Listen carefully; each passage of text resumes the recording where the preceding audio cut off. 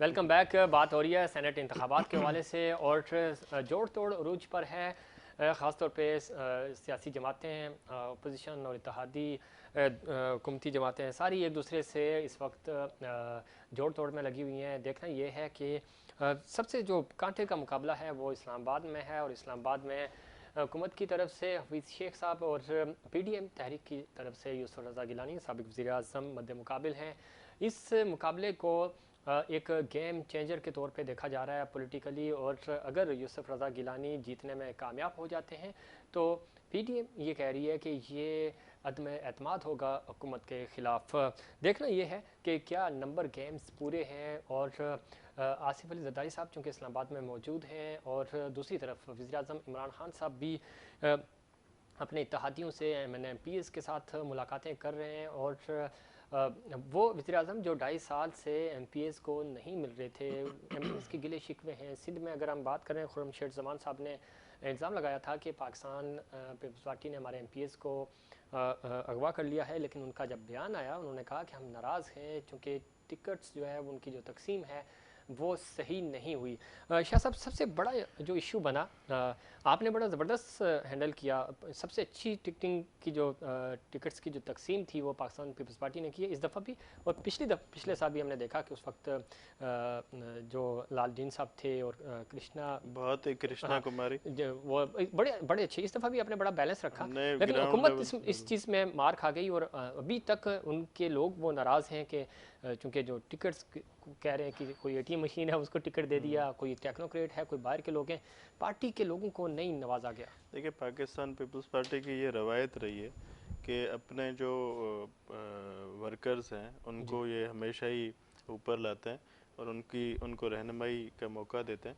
दूसरा ये कि जो आप अभी बात कर रहे थे, इन्होंने इल्ज़ाम तराशियाँ की और जी वो बिल्कुल।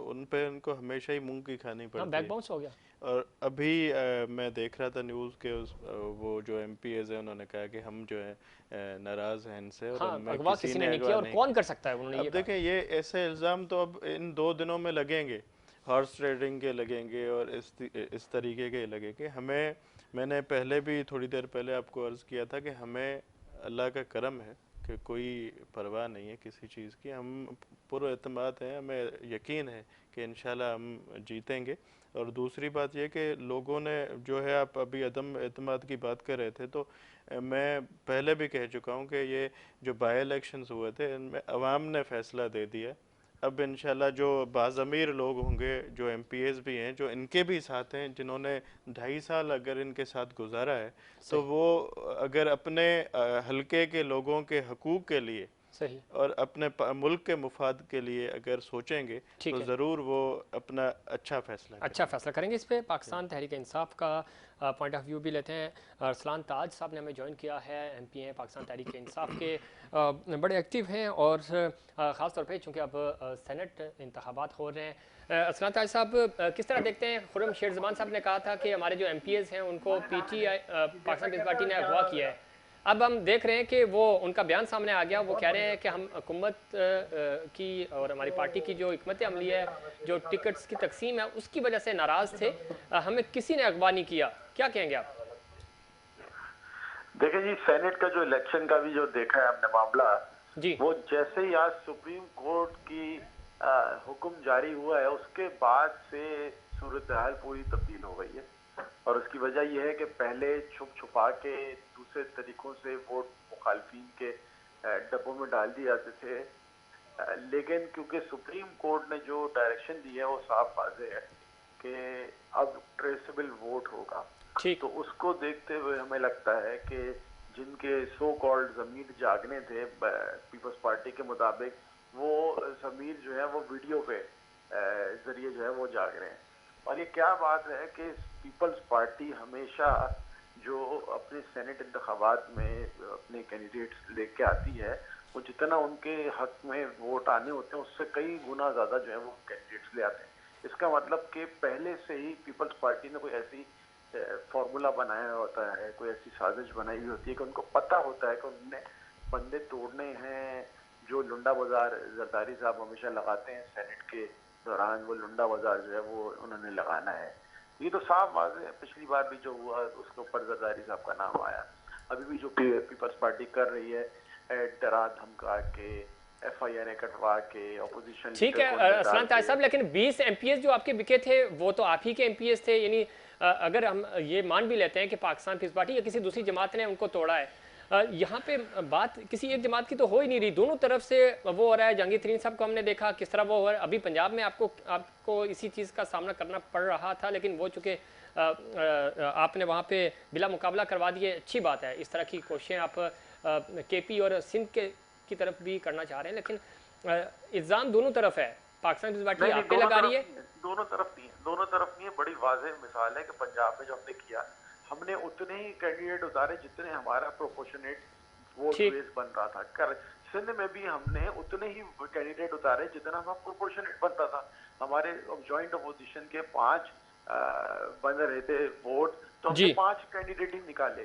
तो लेकिन पीपल्स पार्टी ने 10 के 10 बल्कि 11 जो है वो कैंडिडेट सामने ले आए। हालांकि उनके जो 99 वोट्स हैं वो आउट ऑफ 168, उनका तकरीबन बनता है 6 मैक्सिमम 7 बन जाएगा। तो इन्होंने 11 कैंडिडेट को उतार दिए। इसका मतलब पीपल्स पार्टी को यकीन था कि इन्होंने जोड़ तोड़ करनी है सेनेट में, और इनको पता था कि जी इन्होंने कोई फॉर्मूला अपनाना है जिसमें लुंडा बाजार इन्होंने लगाना है। ठीक है। हमने तो नहीं किया ऐसा, हमने KP में भी ऐसा नहीं किया, हम भी नहीं किया। हमने हर जगह जहाँ पे हमारे जितने वोट हमारे हैं, जितने वोट उसके हिसाब से हमने कैंडिडेट उतारे। ठीक है। अच्छा अरसलान ताज साहब, आप ये बताइए, MQM आपके साथ है सिंध में, आपके साथ आपको वोट देगी? कल चूंकि PDM से बड़ा इंपॉर्टेंट मीटिंग होने जा रही है इनकी, और आपको लगता है कि आपके इत्तेहादी आपके साथ ही रहेंगे?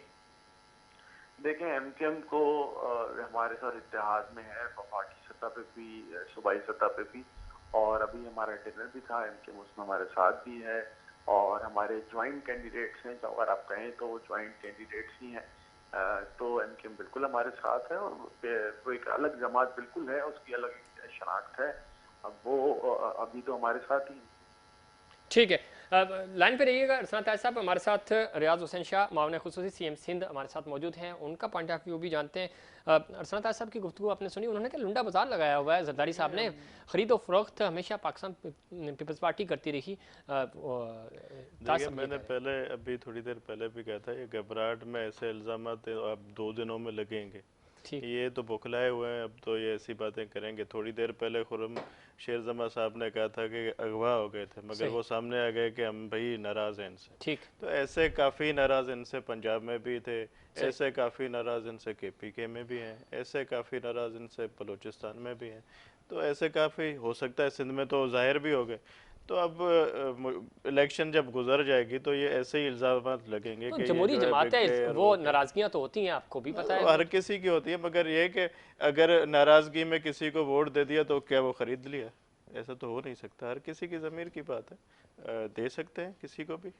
लेकिन ऐसा हमने देखा कि प्रीवियस खाली नाराज़गी नहीं होती, उसके पीछे भी बड़ी एक देखें, उसके पीछे तो इनके पास से मेरे ख्याल में वीडियोस भी जाहिर हुई, इनके पास से जो है बाकायदा जहाज भर भर के लोग लेके जा रहे हैं। खरीदे तो आपने ना, नंबर आपके पूरे नहीं थे, उनके बंदे। हम तो नहीं कह रहे खरीदे, हम तो ये भी कहेंगे कि हमारे साथ लोग जो है हमारे पॉलिटिकली आ सकते हैं। सही, तो पॉलिटिकली वोट क्यों नहीं मिलता? यानी आवाम आपको वोट नहीं देते, हमें क्यों नहीं? MPA या मैं आपको बात बताऊं, वोट अगर फ्री एंड फेयर इलेक्शंस जब भी हो तो पाकिस्तान पीपल्स पार्टी हमेशा ही मेजोरिटी में आती है। सही। और इसका मैं बार बार, ये तीसरी बार मैं कह रहा हूँ कि अभी बाई इलेक्शंस में मिसाल सबके सामने आ गया है, PTI भी थी, इनकी मेजोरिटी, हम अगर सांगड़ की सीट की बात करें तो वहाँ पे भी जो पीर साहब पगारों के 7000 वोट जो मिले थे, वो भी मांगे तांगे इनको वोट मिले 7000, बाकी 42,000 से पीपल्स पार्टी जीती है। तो इनकी असल हकीकत तो ये है, जब इलेक्शंस, जनरल इलेक्शंस हुए थे, तब इनको जो है कुदरती कोई जीते थे, पता नहीं कहाँ से, मगर जब फ्री एंड फेयर आपको वोट पड़े फेयर इलेक्शंस, नहीं कराची की बात करूँ मैं। अच्छा, और ऐसे ऐसे MPs आए जिनको वो सो रहे थे, उनको पता ही नहीं था सुबह को MPA बन के कोई जानता ही नहीं। नहीं, मैंने अरसलान ताज साहब, हमने इनको जानते हैं, तो मैं नहीं मिला, आप नहीं मिले, लेकिन उन्होंने यूनिवर्सिटी सतह से लेकर यूनियन सतह पे बड़ा काम किया। अरसलान ताज साहब ये कह रहे हैं, एक तो ये है कि